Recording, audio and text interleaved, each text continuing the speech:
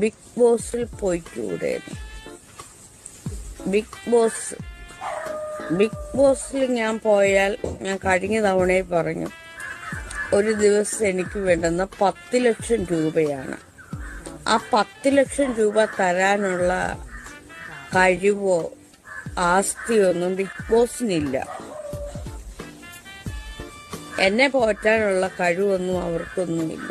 ഞാനവിടെ പോയാൽ നന്നായിട്ട് കഥ മറ്റൊന്നായി തീരും. അവരുടെ ഇടയിൽ ചെന്ന് തല്ലു കൊള്ളാൻ വേണ്ടി ഞാൻ ചെന്ന് പെട്ട് നിൽക്കത്തില്ല. ഈ ബിഗ് ബോസിൽ ഇപ്പൊ ഇങ്ങനെ അവരെല്ലാം ശരിക്കും പറഞ്ഞ മണ്ടരാ. അതൊന്നുമല്ല കളി, അതൊന്നുമല്ല.